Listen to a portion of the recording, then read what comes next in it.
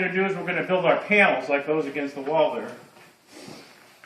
We start by taking the 6-foot boards that we already made into 2x2s, which saves us money. Okay, then right here we're going to put in the sideboards into the jig. You can make a jig, just lay it out on a piece of 8x4 plywood. Then take the 2 side pieces we cut earlier. Those are little cross panels. Put them in the jig. Hammer them into place. One there in the middle. And one up there at the top.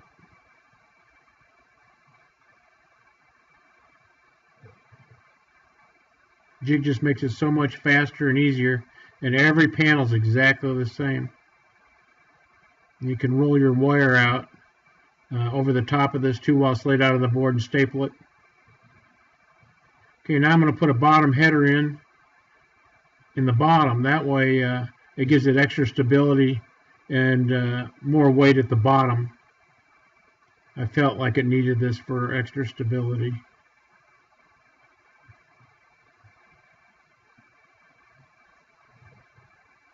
Then once you get it all aligned, looks good.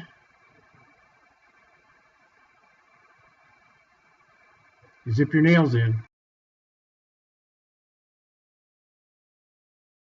What we're going to do is we're just going to use a nail to sort of mark our boards and hold them in place for later when we start screwing them. We make sure we got it down even.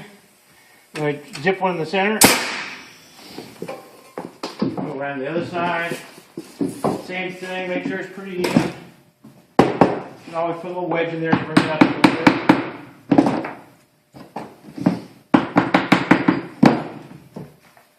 Zip one in there. And go right around, do the same thing with all of our boards.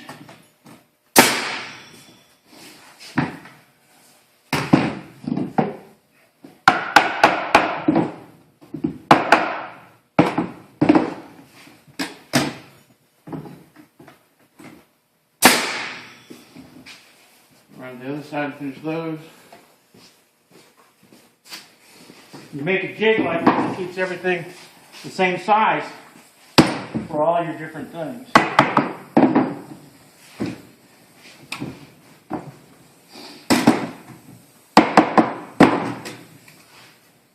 So that they're all consistent.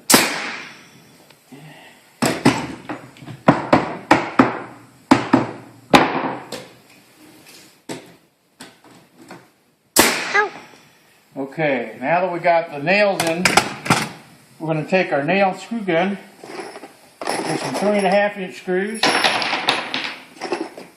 Get ready for that. But first we're going to pre-drill a small starter hole so we don't split the wood on each one of these.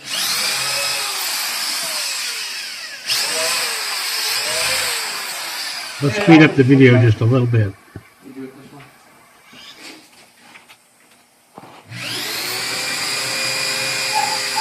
We'll have to go in maybe a 1/4 of an inch, 1/8 of an inch, something like that.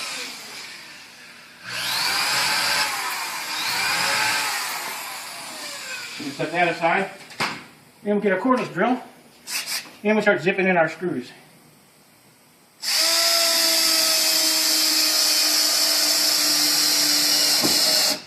These will hold it together real good. So it'll be very, very strong.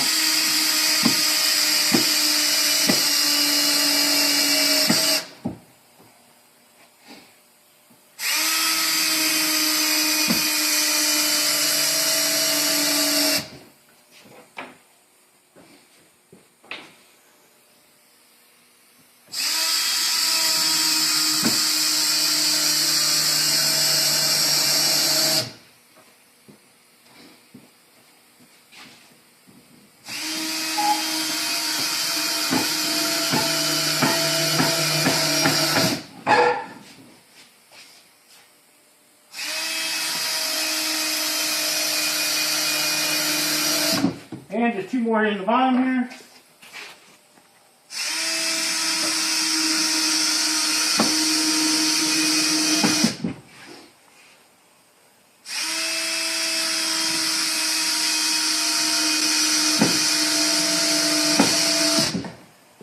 And then come around and we're going to add our braces now.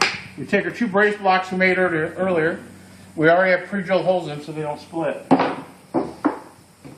And we're going to put these in up here at the top. These will keep it nice and square. And really, but first we're going to do let's drill a couple of starter holes in these as well. Just keep from splitting.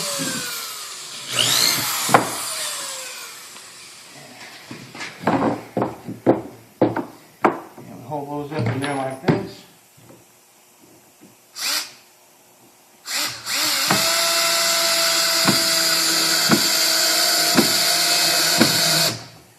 And we zip 2 screws in those.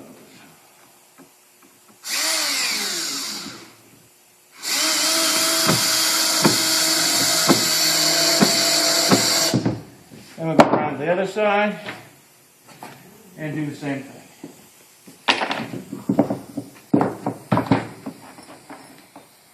Hold the box up in there, nice and steady.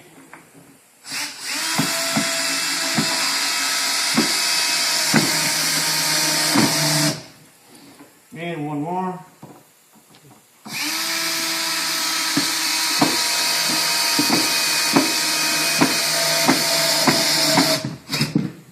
Then you can split it up out of the mold, and another perfect panel every time. Here's a prototype, just kind of showing you of how it could go together. You just attach your panels one by one when they're finished.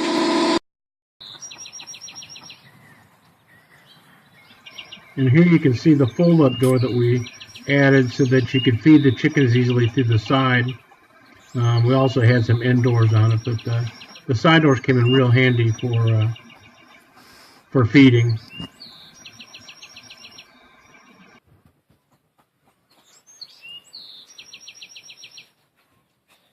And here's Judy, the neighbor dog, hanging out with the chickens like she always does.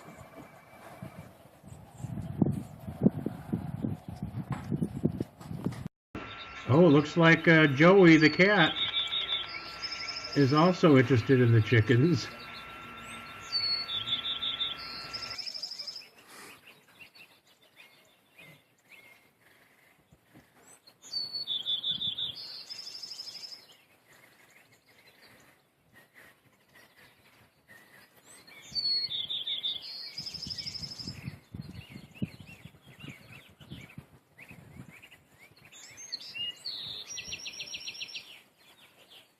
Here's the chicken door in action.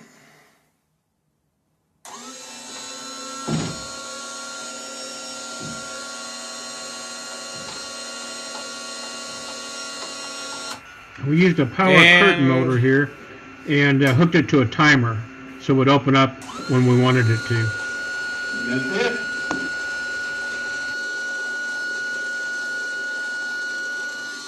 And here we added egg laying boxes where the eggs automatically roll forward. Hi, Jackie laying eggs. Look, there's 2 eggs. Where at? Right down, there's one, and here's one right here. Oh, go ahead and get one of them out. Let's see, let me see This then. one. Okay. There's an egg. Oh, get it.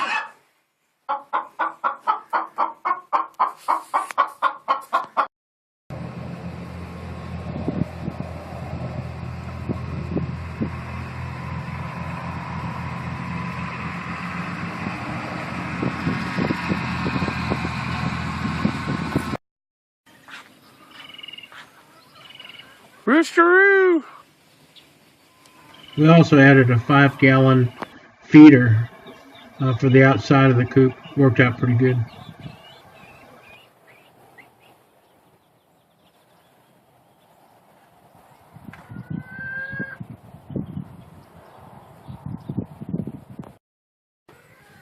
And here they are checking out the inside of their new coop. Nice and clean and ready to go.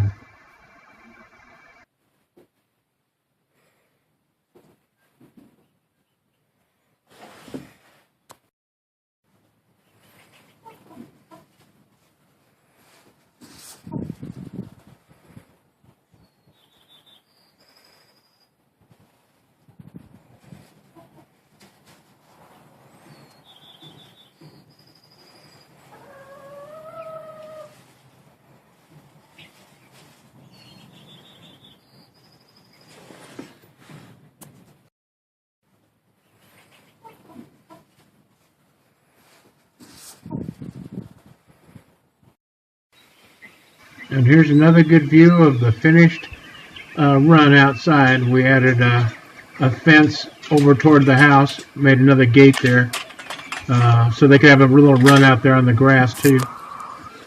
Worked out pretty good.